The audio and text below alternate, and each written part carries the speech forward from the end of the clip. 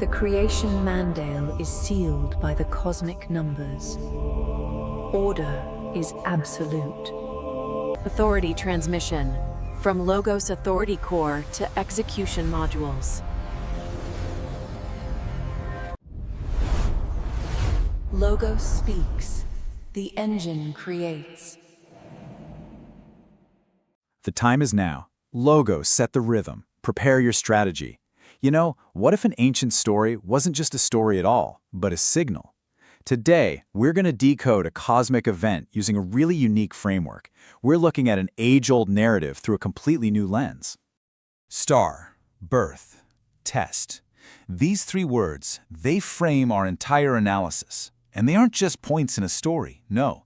They represent a signal, its arrival, and the reaction it caused. It's a recurring pattern, you see, and it reveals this fundamental conflict between a higher truth and the powers that try to resist it. Okay, let's dive right into our main analytical tool here.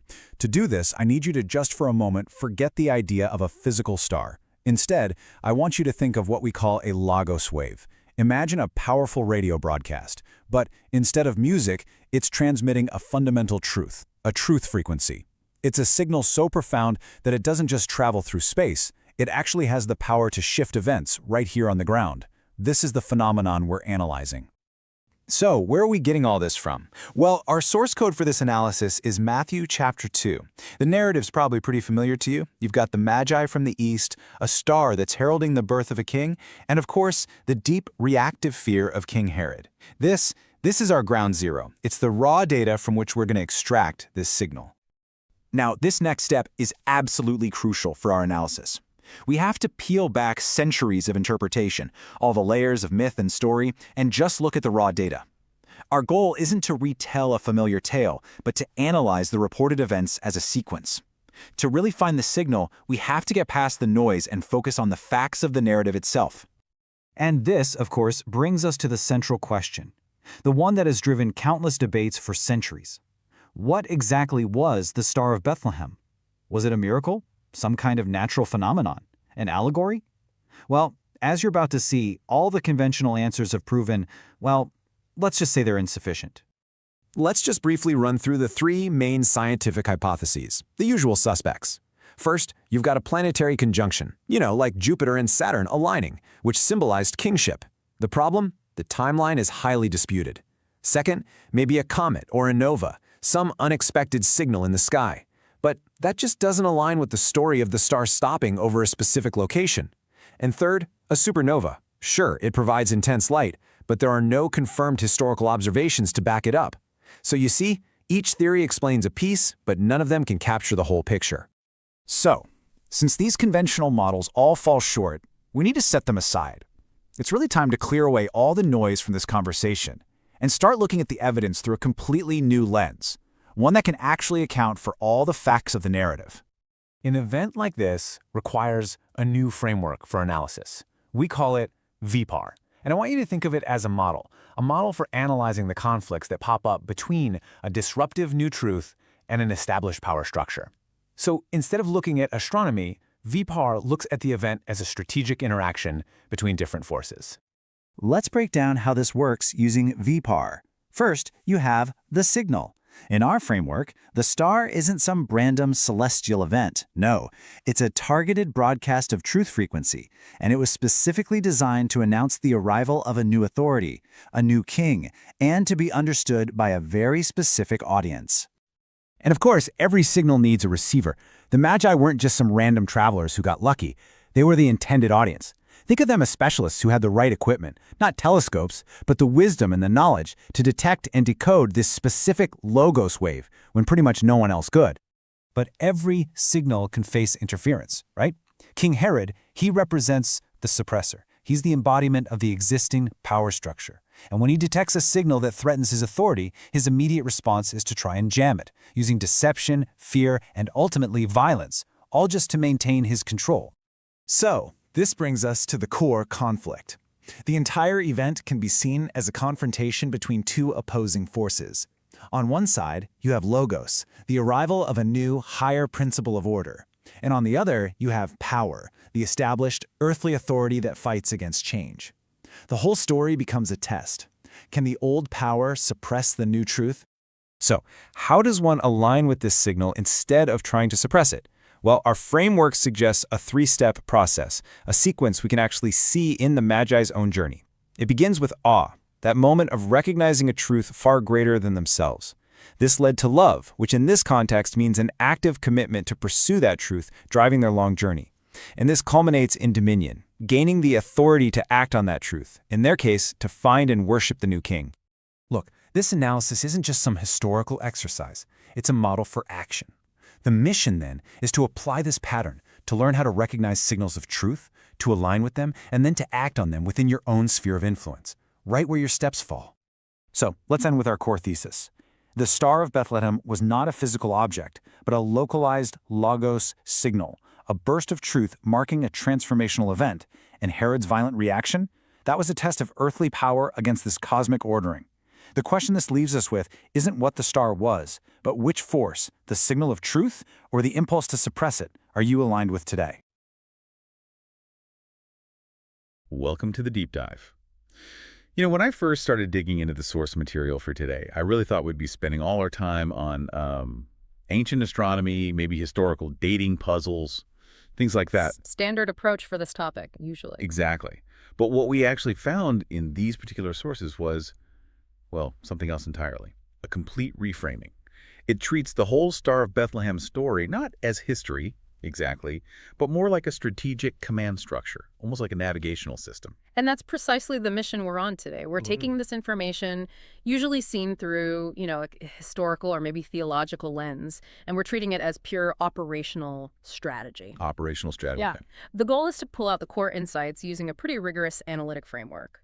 The sources reference it as VPAR, that stands for Velocity, Positioning, Analysis, and Response. VPAR, right? And VPAR is basically the code, the key we're using to read this particular deep dive material, which is titled The Star Signal, the Boundary of Time, and the Innocent. It's our strategic anchor today, what the sources call Geloria. And there's a really important underlying rule here, a mandate that you, the listener, need to grasp right from the start. It states, structure is fixed. The flavor is dynamic. What does that actually mean for how we're tackling this? It's fundamental. It means the core truth, the underlying patterns, that's the structure they have to hold firm. They don't change, regardless of how messy or dynamic the flavor gets. And the flavor is the historical details. In interpretations. Exactly. The specific historical arguments, the different ways people have tried to explain it over centuries, that's the flavor. It changes, it's debated, but the structure dictates our focus. And our job here is translating this really dense, highly strategic info, the structure, into something actionable for you. We have to get past just the surface story and see the architecture underneath. Okay, so the mission is clear. We're diving deep to extract what these sources are calling the Logos final proof. So before we even get to the star itself, let's unpack that core assertion. It really shifts the whole perspective. What are the two key sentences that set up this philosophical framework? Okay, the first one is crucial. It positions the star not primarily as an astronomical object like a comet or planet, but as something different. It says, the Star of Bethlehem is not merely a celestial body, but a localized amplification signal of the Logos wave, the truth frequency itself. Wow, okay. That's a huge shift. So we're not tracking light years or planetary orbits necessarily. We're tracking information, a signal. Precisely. Think of universal truth, the Logos, as this constant underlying frequency, always there, like a carrier wave. And this star event, it's like a sudden hyper-localized burst. A ping, it makes that abstract truth frequency suddenly tangible, focused, right at that specific time and place. Like a specific broadcast suddenly overpowering the background static. That's a good analogy. It stops being just background noise and becomes a specific localized event. And the second core assertion then defines the key players, the strategic roles within this event. It states, the Magi are the receivers of this signal, Herod is the suppressor, and the entire event must be read as the realization of Logos versus the test of earthly power. Receiver, suppressor, signal. That framework completely changes the question. It's not just what was the star, but what was the strategic function of the star within this dynamic. Exactly. And this whole strategic way of looking at it, it's underpinned by what the sources call the foundational signature. Logos agapegenesis lock. Logos agape genesis lock. Right. And this signature is enforced, apparently, by an 8-phase spectrum. We're going to use these 8 phases like strategic waypoints throughout our discussion today. They'll guide us, keep us aligned with the framework's logic. Okay, 8 phases, and the sources set a specific tonal arc for this journey, right? Warning, then judgment, then conflict. Correct. It sets the stage. We begin with phase 0, which is called the initial vibration. This phase is defined by 3 keywords. These words essentially draw the boundary around the time frame we're examining. And those keywords are? Star, birth, and test. Star is the signal itself. Birth is the object or reason for the signal. And test, that points directly to the immediate strategic consequence. The consequence being Herod's reaction. The violence. Yes, the reference is specifically to the massacre of the innocents, which the framework labels as test. So right from the start, phase 0 forces this juxtaposition. You have this cosmic level signal and immediately earthly conflict and suffering. Warning leads straight to conflict. The sources put it poetically. At the boundary where these 3 words meet, we touch the grain of time. It definitely sets a serious tone. You can't just look at the shiny star without seeing the shadow it casts immediately. It forces you to acknowledge the inherent conflict from the outset. The signal itself is disruptive. All right, let's move into phase 1 then, observing the chaos. We need to start with the raw data, the foundational source text for this whole narrative, which is Matthew chapter 2 in the New Testament. What are the key data points we need to pull from that initial strategic environment? Okay, Matthew 2 lays out the scene. Key facts. You have the Magi. They're described as wise men, likely foreign experts, maybe astronomers or advisors from the east. They arrive in Jerusalem. That's Herod's seat of power. And they're asking a very specific, very dangerous question. Extremely dangerous. Where is the one who has been born King of the Jews? They cite this signal, the star, that they saw in the east as the reason. This news lands directly on King Herod, the established power, and his reaction is immediate. It's fear, right? Strategic fear. It's a direct challenge to his authority. Absolutely. It's a classic disruption signal hitting a legacy system. Herod's reaction isn't about theology, it's pure politics and power preservation. His fear pushes him first to deception, asking the Magi to find the child and report back, pretending he wants to worship too. And when that fails? Then it moves to preemptive violence. The chaos becomes quantified, measurable by a subsequent order. And the source material is specific about that order, isn't it? Very specific. It highlights the devastating scope, ordering the killing of all male children in Bethlehem and its surrounding vicinity who were 2 years old and under. 2 years old. That detail implies something about the timeline, doesn't it? That the Magi might have been tracking this signal, this star, for quite some time. It strongly suggests that, yes, perhaps up to 2 years from the initial observation to their arrival and Herod's reaction, it points to a sustained signal, not just a fleeting flash, and it shows a very specific, brutal response from the suppressor role. It's incredibly hard not to get pulled into the horror of that specific action, the massacre of the innocents. How does the framework help us analyze the strategic dynamic here without getting completely bogged down by the tragedy itself? Because for anyone learning this, that emotional hit can just shut down analysis. That's a critical point, and it's exactly why the framework mandates, in phase 1, applying what it calls the A-gay-fee filter. A-gay filter. Okay, what does that do? The instruction is to maintain a purely educational, analytical perspective, to observe the pattern of events, the strategic interaction, without becoming emotionally overinvested in the historical tragedy itself. A-gate in this context isn't about sentimentality. It's about a clear-sighted, almost detached care for understanding the system dynamics. Why is that detachment, that filter, so vital for strategic thinking? Think about a modern crisis leader, a CEO facing a catastrophic product failure, or a general dealing with a sudden battlefield collapse. If they're consumed by the immediate human cost, the grief, the anger, they can't make clear decisions. They can't see the systemic failures that led to the crisis. So the AGP filter allows you to see the pattern of power meeting a disruptive threat, the mechanics of the suppression attempt. Exactly. Without being paralyzed by mourning the outcome for the individuals caught in it, we're identifying a structural failure, a strategic archetype power versus emergent truth, not writing a lament. The chaos observed in phase 1 must be filtered to get operational clarity. Okay, that makes sense. That clarity then leads us into the next stages, phases 2 and 3, the mandate for precision and then the impasses or threshold point. So before we even really analyze the star signal itself, we have to align our own thinking process. Correct. Alignment is the critical first step. The framework structures this alignment by demanding we separate information ruthlessly into 3 distinct categories: fact, interpretation, and uncertainty. Fact, interpretation, uncertainty. Yes. And the source material has a really strong line here. Faith is a resolution based on accuracy, not avoidance. It means we have to be brutally honest about what the text actually says, what we think it means, and what we genuinely don't know. Yeah. No fudging. Can we apply that to the star narrative right now, as an example? Sure. The FCT is the biblical description itself. Magi arrive, guided by a unique light. They find a child in Bethlehem. Herod reacts violently, targeting children under 2 based on the Magi's timeline. That's the raw data from the primary source. Okay.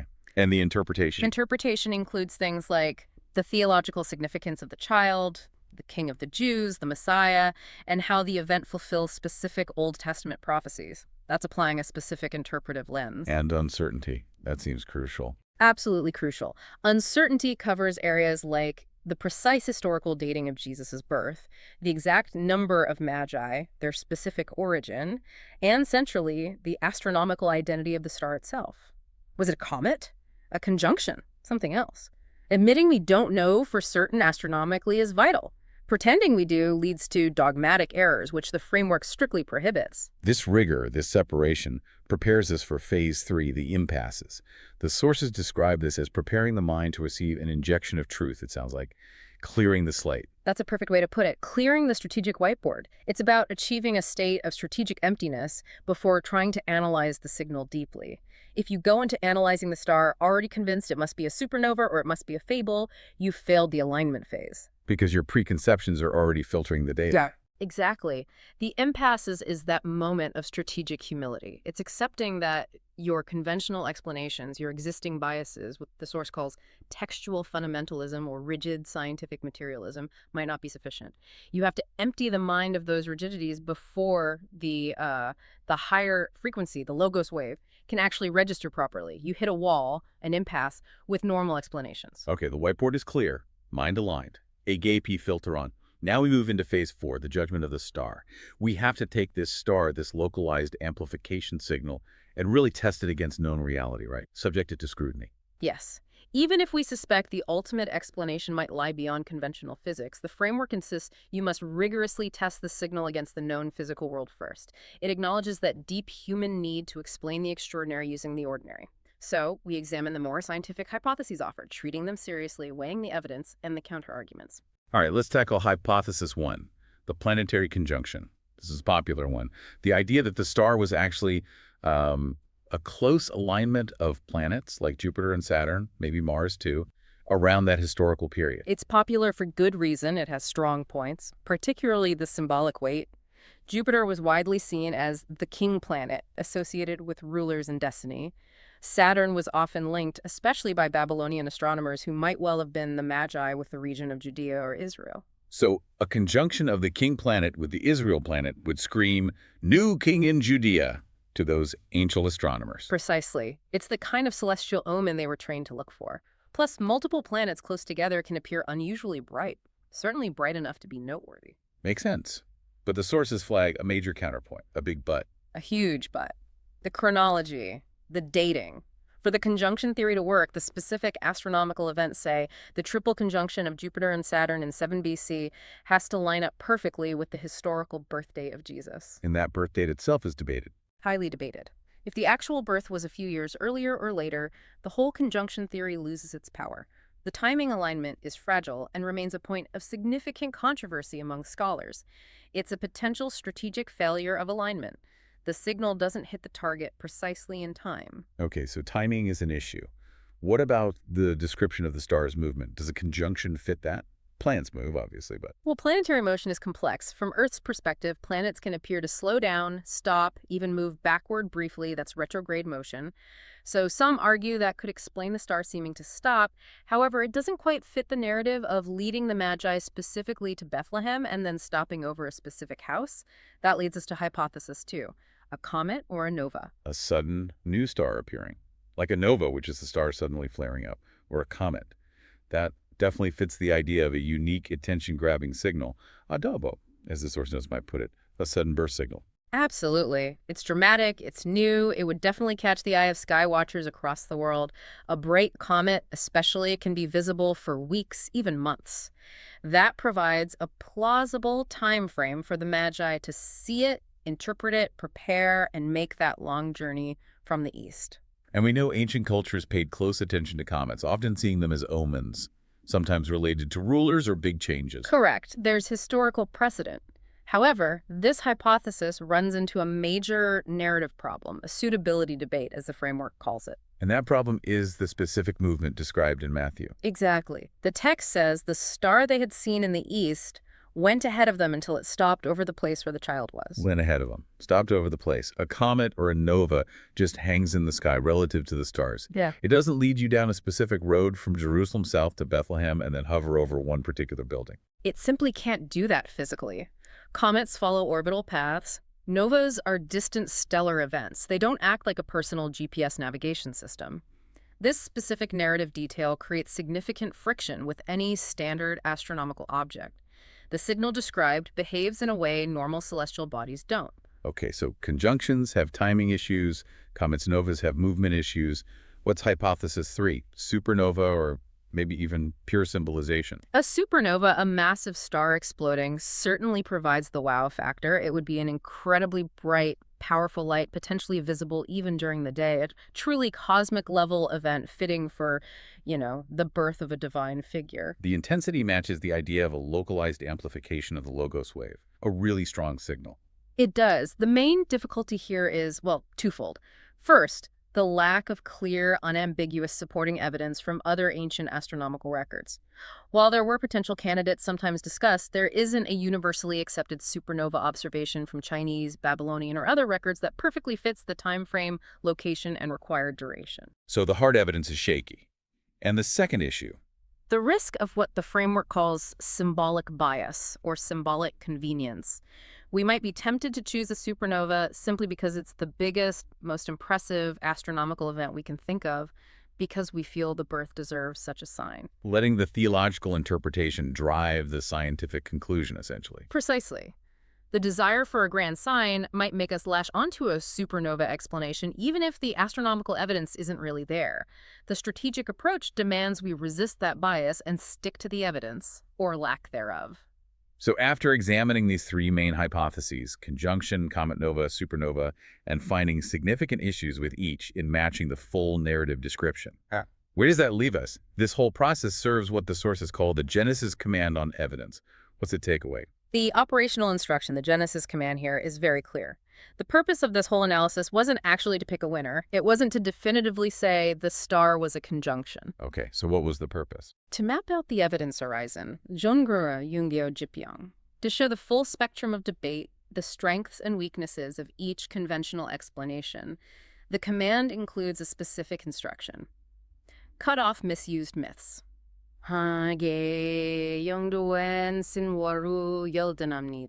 Meaning reject explanations that conveniently ignore the tricky parts, like the star stopping. Exactly. Reject simplistic answers.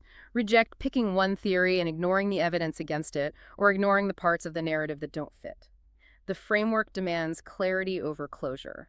We equip you, the learner, not with the answer, but with a clear understanding of the problem, the nuances, the inconsistencies. Trading the comfort of a simple explanation for the maybe uncomfortable accuracy of the full picture. That's the strategic imperative. We've pushed the conventional physical explanations to their limits and found they don't fully satisfy the source text. We've hit the impasse. And it's only after acknowledging this impasse that we're prepared, according to the framework, to pivot to the higher interpretive level. The injection of truth requires that prior emptying of failed certainties. Okay, so we've hit the wall with purely astronomical explanations. Phase 5 marks this crucial pivot you mentioned. We're shifting from literal fact-finding about the star's identity to what the sources call the higher interpretive framework, the Logos wave, moving past the wall of textual fundamentalism. Yes. This shift is mandated by the failure of the previous phase to provide a fully coherent explanation within conventional terms. Sticking only to what was the star physically leaves us stuck. But Before we fully jump into the Logos way of interpretation, the framework makes us address a key piece of unresolved business from phase 1, a strategic bridge we need to cross. And that's the issue of Herod's command, the massacre of the innocents. Exactly, the historical uncertainty surrounding it. As we noted, outside of Matthew's Gospel, there isn't strong, independent historical corroboration for that specific event from contemporary sources like, say, the historian Josephus, who wrote extensively about Herod's paranoia and cruelty. Which leads historians to debate it endlessly. Was it exaggerated? Did it happen at all? The chronological battles, as the sources term it? Precisely. And those debates, while historically interesting, become strategically debilitating if our goal is understanding the Logos framework. They sidetrack us into arguments about precise numbers and dates, missing the larger pattern. So how does the framework get us past this historical stalemate? You mentioned an agape override. Right. The agape override is a crucial directive here. It essentially says, stop fighting about the exact historical codification. Shift the focus entirely away from did it happen exactly as described and can we prove it historically towards the ethics of grace. Ho, you know, you knew, you really, and the pattern the event represents. So the significance isn't dependent on absolute historical proof. According to this framework, no. The source material asserts that the truth of the event lies in the enduring pattern it reveals, regardless of whether every detail can be verified by external historians. It strategically overrides the need for independent historical validation to understand the ethical and strategic point being made. So even if the historicity is debated, what is the undeniable pattern the framework asks us to lock onto? Herod's action, whether historically precise or archetypal in Matthew's account, is defined as a timeless, repeating pattern. Power-shifting fear onto the weak. It's the archetype of threat and authority responding with violence against the vulnerable, against the future, against the emergent signal. That pattern is the truth the framework focuses on, superseding the literal historical debate. That reframing is powerful. It allows the Logos way of interpretation to take precedence. Okay, so with that historical question strategically reframed, we move fully into phase 6, the incarnation of the word. This is where we synthesize the VPAR reading, defining the roles based on this ethical pattern, not just the data points. Exactly. Now we define the components operationally. The star is understood functionally. It is the localized amplification of the truth frequency. It's that moment when the abstract, universal Logos becomes concretely present, observable, and strategically disruptive within the human world. And the Magi. They weren't just stargazers following an odd light. Strategically, no. They are redefined as highly attuned receivers. Sophisticated analysts capable of detecting, interpreting, and acting on a complex, multi-layered signal that others missed or ignored. They assessed the signal's significance and risked everything to respond. Think of them as the ultimate first responders to a reality-altering event. Validating this disruptive new frequency. And Herod. Herod is unequivocally defined as the suppressor. He embodies the established terrestrial power structure, the legacy system that perceives the new frequency as an existential threat and actively tries to extinguish it. He uses the classic tools of suppression, deception, manipulation, and ultimately centralized violence. So the whole event becomes a case study. The manifestation of Logos, Yan Rogosu'i Yan Hyun, encountering predictable earthly resistance. Signal, receiver, suppressor. A fixed pattern. A fixed, repeatable pattern. And understanding this allows us to grasp another complex idea the sources introduce here, the concept of negative time. Deum isigen. Negative time. Okay, that sounds very abstract. How does that apply strategically? It sounds like something out of science fiction. It's used metaphorically, not literally about time travel. It's about causality and significance, and it's actually quite relevant to modern strategic planning. Normally, we think linearly. Cause A leads to effect B. The star, cause, leads to the Magi's journey and Herod's reaction effects. Right. Standard timeline. But negative time suggests a kind of reverse illumination. It argues that the ultimate significance, the meaning or outcome of the event in this case, the perceived reality and impact of the incarnation, the establishment of a new ethical framework retrospectively illuminates and even validates the cause. Can you give an analogy for that? How does the future define the past in this model? Think about launching a high-risk, incredibly ambitious project today, maybe a technological moonshot or a major strategic pivot for a company. At the start, it looks uncertain, maybe even foolish. Resources are poured in based on a future hope, a vision. Now, imagine that project succeeds spectacularly. It changes the world or the market. Suddenly, looking back, that initial risky decision, that signal that prompted the venture, doesn't look like a gamble anymore. It looks prescient, necessary. The success of the outcome retroactively proves the validity and reality of the initial cause or signal. The telos, the end purpose, defines the beginning. So, applying that here, whether the star was astronomically a conjunction or a miracle becomes less critical than the fact that its existence as a signal was strategically required by the ultimate significance attributed to the birth. The end proof validates the means. That's the core assertion of the negative time concept in this context. The logos proof, the enduring significance, the pattern stands on its own, retrospectively validating the reality of the initial signal event, regardless of our inability to pin down the precise astronomical mechanism. We acknowledge the flavor, the historical and scientific debates remains dynamic and uncertain. But the structure, the logos framework of signal, receiver, suppressor, and its ultimate significance holds firm. It's asserted as fixed and operationally true. So we've moved beyond needing empirical scientific proof of the star's mechanics to accept the strategic validity of the framework that the event illustrates. Precisely. Which brings us through the core analysis and into the final phase, phase 7, final integration. We've navigated the complexities, the tests, the framework shift. Now it's about integrating the core insight. And the sources provide a really interesting concluding insight here, focused on the idea of onshik, or rest, but it's defined in a very specific way. Yes, this is crucial for the learner applying this framework. True rest, onshik, is defined by the sources not as merely stopping work, not passive inactivity, but as governance. Rest equals governance. That seems counterintuitive. It means strategic rest. True stability is found not in cessation, but in achieving aligned self-management, being in command of oneself in accordance with the right principles. You don't achieve deep rest by collapsing, but by getting your own internal house in order, by governing yourself effectively according to the logos wave. Alignment is rest. And there's a specific sequence mandated for achieving this alignment, this self-governance, a pathway. A clear 3-step progression that must be followed in order. It starts with awe, haskeongo, progresses to love, kase sarang, and culminates in governance, waidochi. Awe, love, governance. Can you break those down in this context? Awe is the fundamental recognition and respect for the reality of the logos wave, the underlying truth frequency of existence. It's seeing the signal. Love here is primarily the application of the agape filter, that clear-sighted, ethical, strategic care in how you interact with the world, with information, with yourself.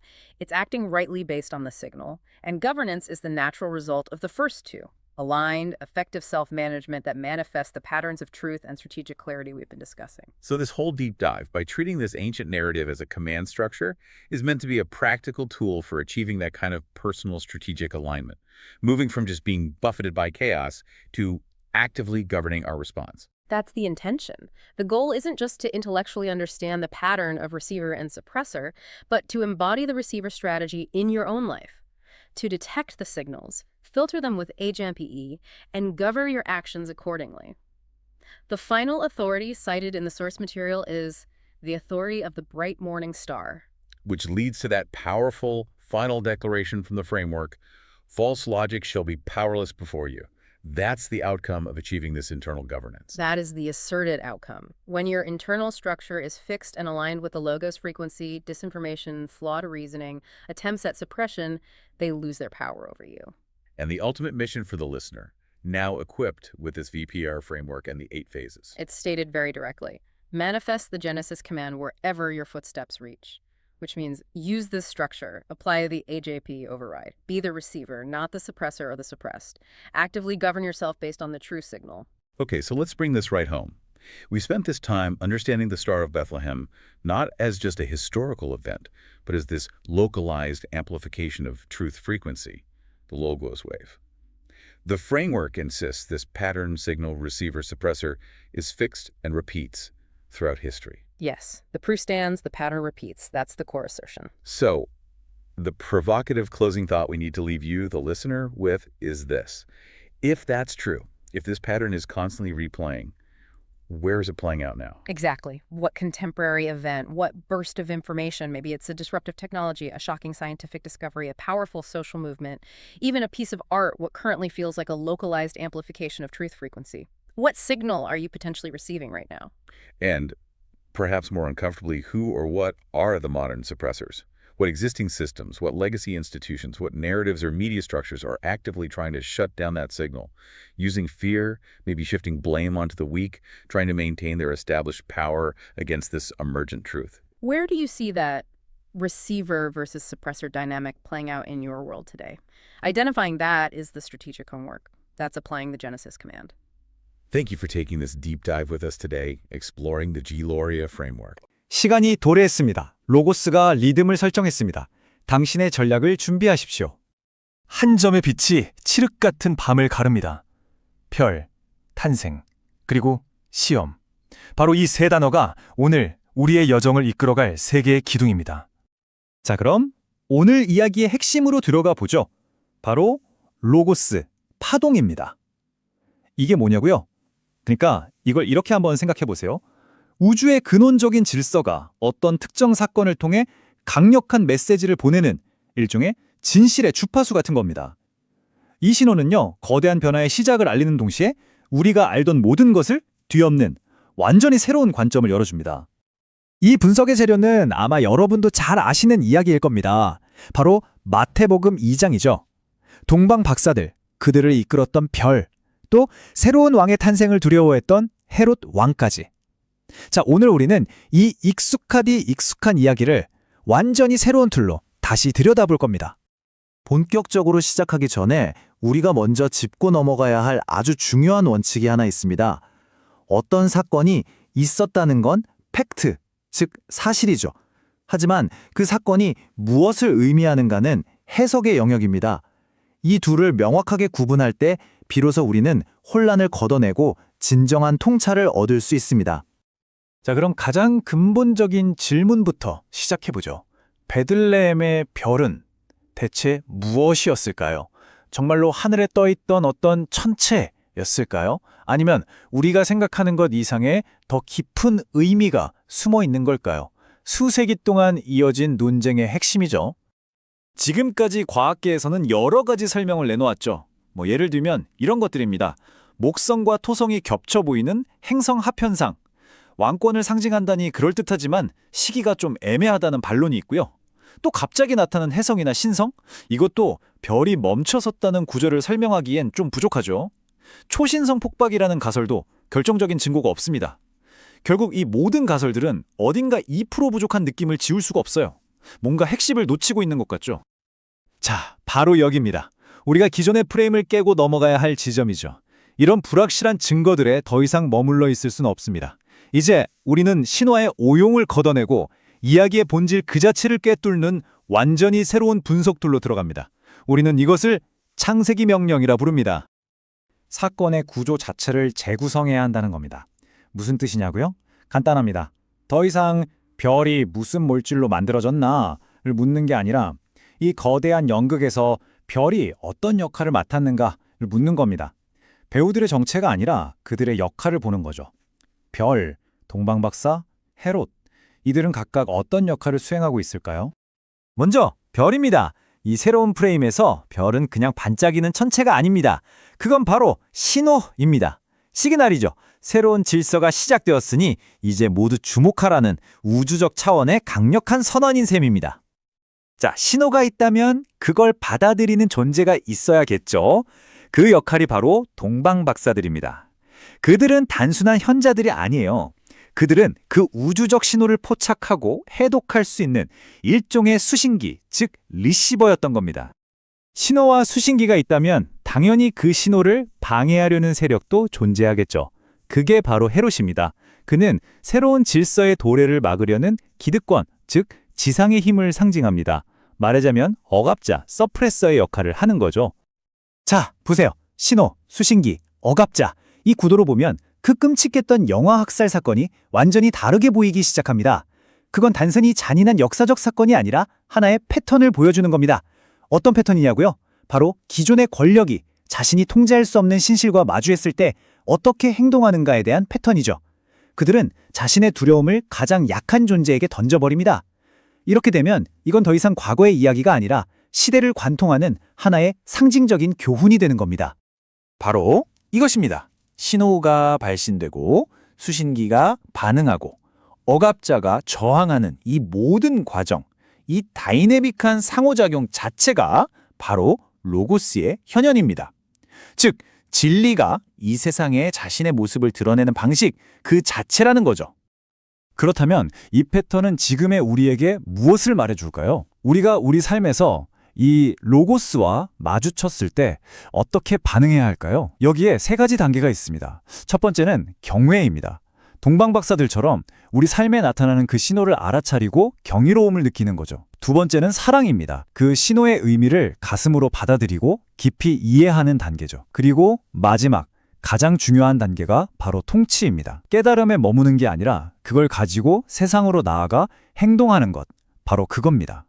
이 모든 분석을 통해 우리가 얻는 궁극적인 권위는 바로 이것입니다. 당신 앞에 놓인 광명한 새벽별, 즉 진리의 빛 앞에서 당신을 혼란스럽게 만들던 모든 거짓된 논리는 힘을 잃고 무력해진다는 사실입니다. 그래서 이 모든 이야기는 결국 하나의 미션으로 귀결됩니다. 당신의 미션 말이죠. 당신은 당신의 삶에서 그저 신호를 기다리기만 하는 수신기에 머무를 것입니까? 아니면 그 신호를 행동으로 옮겨 세상을 바꾸는 실현자가 될 것입니까? 당신이 걷는 모든 곳에서 이 창세기 명령을 구현하십시오. 최종적으로 정리하겠습니다. 오늘 분석의 핵심 증명입니다.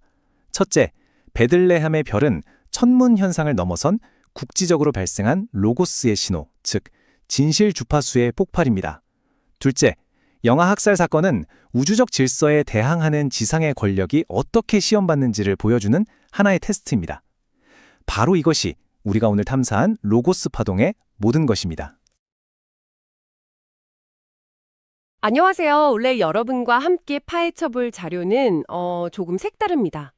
VPAR, 별의 신호, 베들레헴, 시간의 경계, 무죄한 자들이라는 제목의 문서인데요. 우리에게 꽤 익숙한 그 베들레헴 별, 또 동방박사, 헤롯왕 이야기 있잖아요. 이걸 정말 예상치 못한 각도에서 조명하고 있어요. 네, 이게 접근 방식이 상당히 독특하죠. 맞아요. 이 문서의 가장 큰 특징은 베들레헴 별을 우리가 아는 그런 단순한 천문 현상으로 보지 않는다는 겁니다. 로고스-파동, 로고스 웨이브라고 부르는데요. 일종의 진리 주파수, truth frequency 신호가 특정 장소에서 증폭된 것이다. 이렇게 해석을 해요. 그렇죠. 상당히 파격적인 해석입니다. 네, 파격적이죠.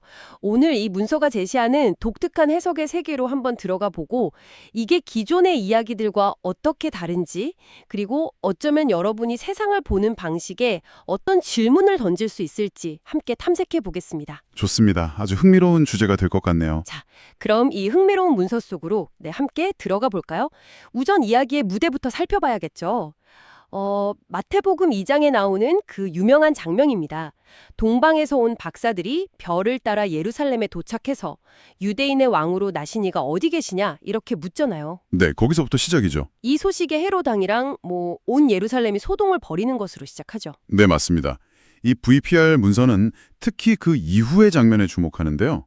헤롯이 박사들을 몰래 불러서 그 별이 나타난 때를 아주 자세히 캐묻는 장면이 나와요. 그리고 나중에 베들레헴과 그 근방의 2살 아래 사내 아이들을 모조리 죽이라고 명령하는 부분이죠.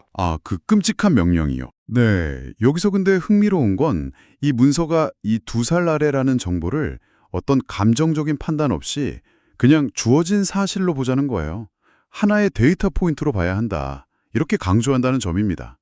일단 벌어진 일의 세부 사항을 최대한 객관적으로 파악하려는 그런 태도를 보이죠. 그런 태도가 문서 전반에 깔려 있는 것 같더라고요. 그 사실하고 해석, 그리고 아직 알 수 없는 불확실성, 이걸 굉장히 명확하게 구분하려고 애쓰는 모습이 인상적이었습니다. 네, 맞아요. 단순히 믿으라 이게 아니라 주어진 정보들을 최대한 정확하게 인지하고 그 위에서 어떤 의미를 찾아가려는 시도, 그렇게 보여요. 정확합니다. 문서의 그 운영 원칙 같은 부분에서도 비슷한 말이 나오잖아요. 구조는 고정되어 있지만 표현 방식은 유연하다. 이게 그런 태도를 잘 보여주는 것 같아요. structure is fixed, the flavor is dynamic. 그 구절이군요. 네.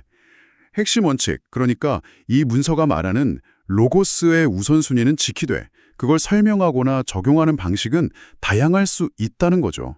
중요한 건 현실을 외면하는 믿음이 아니라 주어진 현실과 사실을 직시하고 그 위에서 내리는 결단이어야 한다. 이 점을 강조하는 겁니다. 불확실한 것은 또 불확실하다고 인정하는 정직함이랄까요? 그렇죠. 요즘처럼 정보가 넘쳐나는 시대에는 정말 중요한 태도 같아요. 무엇이 팩트고 무엇이 의견인지 구분하는 거요. 이 문서도 그런 고민을 하고 있는 것 같네요. 네, 그런 맥락에서 이해할 수 있습니다. 자, 그럼 이제 가장 핵심적인 질문으로 넘어가 보죠. 베들레헴 별. 대체 정체가 뭘까요? 이 문서도 기존의 주요 가설들을 먼저 검토하고 넘어가더라고요. 네, 그렇죠. 기존 가설들을 알아야 이 VPAR 문서의 해석이 얼마나 다른지 알 수 있으니까요. 크게 3가지 정도가 있죠. 첫째는 행성합입니다. 목성이나 토성처럼 왕의 탄생과 연관된 행성들이 하늘에서 아주 가깝게 겹쳐 보이는 현상인데요. 아, 그럼 평소보다 훨씬 밝게 보일 수 있겠네요. 네, 그래서 별처럼 보일 수 있다는 거죠. 근데 이게 예수 탄생 추정 시기하고 정확히 일치하는 강력한 행성합이 있었는지에 대해서는 천문학적으로도 여전히 좀 논란이 있습니다. 그렇군요. 연대 측정의 문제. 두 번째는 해성이나星성, 노바 가설입니다. 갑자기 나타나서 밝게 빛나는 천체라는 점에서는 설명력이 있죠. 헨리 해성 같은 유명한 해성들이 그 시기 근처에 나타났다는 기록도 있고요. 하지만 성경 묘사하고는 좀 안 맞는다는 비판도 있지 않나요? 별이 특정 장소 위에 머물러 섰다는 부분요? 네, 맞습니다. 그 부분이 문제죠. 빠르게 움직이는 해성이나 잠시 밝아지는 신성이 특정 장소 위에 고정된 것처럼 보일 수 있느냐. 여기서 설명이 좀 부족하다는 지적이 따릅니다. 세 번째 가설은 뭐죠? 셋째는 초신성 폭발이나 아예 상징적인 해석으로 보는 건데요. 초신성은 별이 마지막에 폭발하면서 엄청난 빛을 내는 현상이라 밝기는 설명이 되는데 당시 그런 기록이 명확히 남아있지 않다는 한계라 있고요. 아니면 이 모든 게 실제 천문 현상이 아니라 예수 탄생의 중요성을 강조하기 위해 후대에 덧붙여진 문학적 장치, 즉 상징이다. 이런 해석도 있습니다. 그렇군요. 그러니까 기존 설명들은 각자 일리는 있지만 뭔가 결정적인 증거나 설명력에서 조금씩 아쉬움이 남는 그런 상황이네요. 그렇죠. 이 문서가 이런 기존 가설들을 그냥 지나치지 않고 짚어주는 걸 보면 자신들의 주장이 어떤 배경에서 나왔는지 명확히 하려는 의도가 보이네요. 특히 오용된 신화를 절단한다, 이런 강한 표현까지 쓰는 걸 보면 근거 없는 추측이나 신비주의와는 확실히 선을 긋겠다는 의지가 느껴집니다. 맞습니다. 기존 가설들의 한계를 명확히 인지한 상태에서 VPAR 문서는 완전히 새로운 해석의 틀을 제시하는 거죠. 바로 베들레헴 별을 로고스-파동의 신호로 보는 겁니다. 로고스-파동. 네, 이 문서에서 정의하는 진리 주파수가 특정 시점, 특정 장소에서 북소적으로 증폭되어 나타난 현상이다라는 거죠. 로고스-파동 진리 주파수. 와, 굉장히 독특한 개념인데요. 이게 정확히 어떤 의미인가요? 마치 우주에 어떤 보이지 않는 진리의 파동 같은 게 흐르고 있는데 그게 특별한 사건을 계기로 눈에 보이는 신호가 나타났다. 이런 건가요? 네, 그런 비유가 가능합니다. 이 관점에서 별은 단순한 천체가 아니에요. 우주적 질서 혹은 근원적 진리, 로고스가 현실 세계에 개입하거나 드러나는 것을 알리는 신호, 시그널 그 자체로 보는 겁니다. 마치 거대한 방송국에서 송출하는 특별한 주파수가 있는데 그 주파수로 포착할 수 있는 수신기가 필요한 것처럼요. 아하, 그럼 동방박사는 그 수신기에 해당하겠네요. 정확합니다. 이 해석에 따르면 동방박사들은 바로 그 진리 주파수, 즉 로고스의 신호를 감지하고 수신할 수 있었던 특별한 존재들이 되는 거죠. 그들은 별이라는 물리적 현상 너머의 의미를 읽어낸 겁니다. 그렇다면 헤로드 왕은요? 그는 이 구도에서 어떤 역할을 하게 되나요? 헤로드 왕은 이 새로운 질서, 즉 로고스-파동의 출현에 위협을 느끼고 그것을 억누르려는 기존의 세속 권력 혹은 진리를 거부하는 힘을 상징합니다. 아, 신호에 수신자가 있다면 방해자나 억압자도 있다는 거군요. 그렇죠. 따라서 VPAR 문서는 이 전체 사건을 단순히 역사 속 에피소드가 아니라 로고스의 현현 때 세속 권력의 저항과 시험이라는 훨씬 큰 영적 드라마로 재해석하는 겁니다. 문서의 핵심 증명 부분, 로고스 파이널 프루프 부분에서도 명확하게 규정하고 있죠. 베들레헴의 별은 로고스-파동의 국소 증폭 신호이며 동방박사는 수신자, 헤롯은 억압자라고요. 이야, 흥미롭네요. 사건의 등장인물들을 신호, 수신자, 억압자라는 역할로 재정의하는군요. 그렇다면 헤롯의 그 영화 학살 명령은 어떻게 봐야 할까요? 사실 이 부분은 역사적으로 실제 했는지 자체에 대한 논란이 아주 크잖아요. 네, 그렇죠. 아주 주리한 질문입니다. 마태복음에만 기록되어 있고 요세푸스 같은 동시대의 다른 역사가의 기록에는 안 나오니까 많은 비판을 받기도 하고요. VPAR 문서는 이 역사성 논란 자체를 어떻게 다루나요? 이 문서는 그 역사성 논쟁 자체를 회피하진 않아요. 헤롯의 잔인한 성격이나 당시 정치적 불안정을 고려하면 충분히 가능한 일이었다는 주장도 있고, 말씀하신 대로 다른 기록이 없다는 점에서 상징적인 이야기로 봐야 한다는 주장도 있다는 것을 인정합니다. 네. 하지만 이 문서는 거기서 한 걸음 더 나아갑니다. 역사적 사실이냐 아니냐, 이걸 따지는 논쟁을 넘어서 이 사건이 보여주는 더 깊은 패턴에 주목하자는 거예요. 더 깊은 패턴이요? 네. 즉, 권력을 가진 자가 자신의 불안과 두려움을 가장 힘없는 대상에게 폭력적인 방식으로 전가하는 보편적인 메커니즘, 이걸 이 이야기에서 읽어내야 한다는 거죠. 아, 그러니까 정확히 몇 년도 몇 월 며칠에 몇 명의 아이가 죽었는가 이걸 밝히는 것보다 왜 권력은 종종 이런 방식으로 작동하는가 이 질문으로 전환하자는 거군요. 그렇습니다. 바로 그거죠. 문서의 표현을 빌리자면 연대기적 사실 확인에 매몰되는 것에서 벗어나서 이 사건이 담고 있는 윤리적, 영적 차원, 그러니까 은혜의 윤리, 아가페 오버라이드의 관점에서 보자는 제안입니다.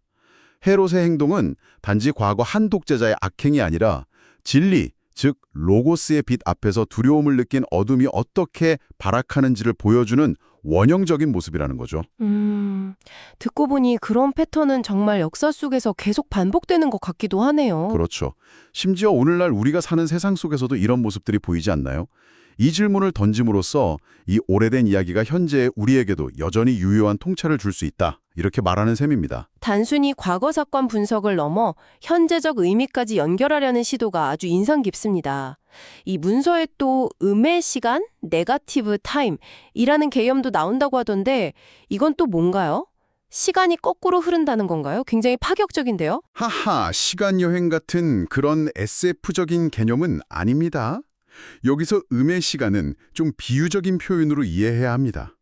뭐랄까, 어떤 사건이 발생했을 때는 그 의미를 제대로 알지 못했지만 시간이 흐른 뒤에 미래의 관점에서 그 사건을 돌아보니 비로소 그 본질적인 의미와 중요성이 드러나는 거죠. 그래서 마치 미래의 의미가 과거의 원인을 역으로 비춰주는 것처럼 느껴진다, 이런 뜻으로 해석할 수 있습니다. 우리가 사건을 이해하는 인과관계의 순서가 뒤바뀌는 듯한 경험을 은유하는 겁니다. 아, 알겠습니다. 그러니까 예를 들어 베들레헴 별이 나타났을 때는 그냥 신기한 천문 현상, 이 정도로 여겨졌을 수 있는데 나중에 예수의 삶과 가르침, 그리고 그 이후의 역사적 영향력을 알게 된 사람들이 아, 그때 그 별은 바로 이 로고스의 시작을 알리는 신호였구나 하고 깨닫게 되면서 그 별의 의미가 과거로 소급 적용되어서 완전히 새롭게 정의된다, 이런 말씀이시군요. 정확히 그렇습니다. VPAR 문서의 관점에서 보면 바로 그거죠. 베들레헴 별이라는 사건은 로고스-파동이라는 해석의 틀을 통해서 그 진정한 의미, 즉 진리 주파수의 증폭이라는 본질적인 원인이 사후적으로 혹은 음의 시간을 통해 밝혀진다는 겁니다. 그래서 문서는 역사적 논쟁 자체는 열어두면서도 논쟁은 남겨두되 증명은 선다는 그런 입장을 취하는 것 같아요. 해석적 증명을 통해 사건의 궁극적인 의미를 확립하려는 시도라고 볼 수 있겠습니다. 네, 이제 좀 이해가 되네요. 이제 문서의 마지막 부분으로 가볼까요? 지금까지는 거시적인 사건 해석에 초점을 맞췄다면 이제는 이야기가 개인의 내면으로 향하는 것 같습니다. 영혼을 어떤 단계로 정렬해야 한다는데 경외심에서 시작해서 사랑을 거쳐 마지막에는 통치의 단계로 나아가야 한다고요? 근데 통치, 도미니온이라는 단어가 좀 강하게 들리기도 하는데요. 이게 우리가 흔히 생각하는 지배나 권력을 말하는 건가요? 네, 통치라는 단어가 오해 삼을 수 있죠. 충분히 그럴 수 있습니다. 하지만 이 문서의 맥락에서 통치는 세속적인 권력 장악이나 타인에 대한 지배, 그런 걸 의미하는 게 아닙니다. 오히려 로고스, 즉, 근원적인 진리와 질서를 깊이 인식하고 깨달은 사람이 그 원칙에 따라서 자신의 삶을 다스리고 주변 세계에 긍정적인 영향력을 발휘하는 것.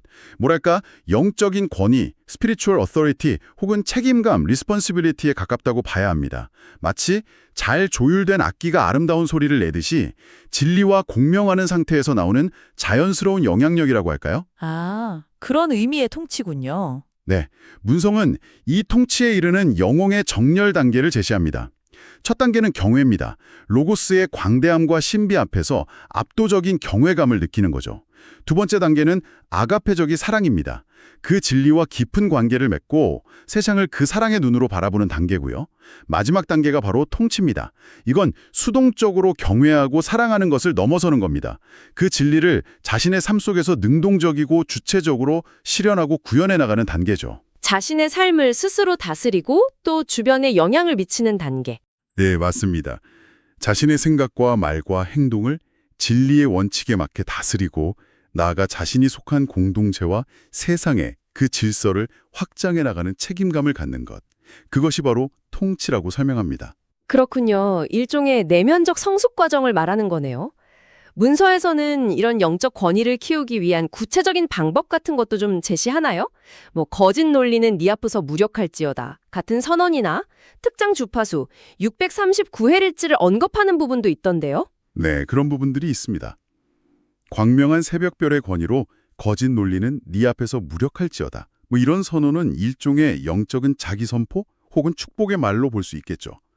내면의 혼란이나 외부에서 오는 부정적인 영향력, 즉 거짓된 논리에 맞서서 자신의 영적 권위를 선언하고 강화하려는 의도가 담겨 있다고 봅니다. 아, 자기 확언 같은 거군요. 네, 그리고 639Hz 같은 특정 주파수 언급은 소리나 진동을 이용한 명상이나 심신조율기법을 상징적으로 나타내는 것일 수도 있고요. 실제로 그런 방법을 통해서 내면의 조화와 정렬, 얼라이먼트 혹은 공명, 레조넌스를 이루라는 제안일 수도 있습니다. 중요한 것은 이런 도구들을 통해 궁극적으로 개인이 로고스와 깊이 연결되고 내 걸음이 닿는 곳마다 제네시스 커맨드, 즉 진리의 원칙을 현현시켜라는 그 마지막 사명선언처럼요.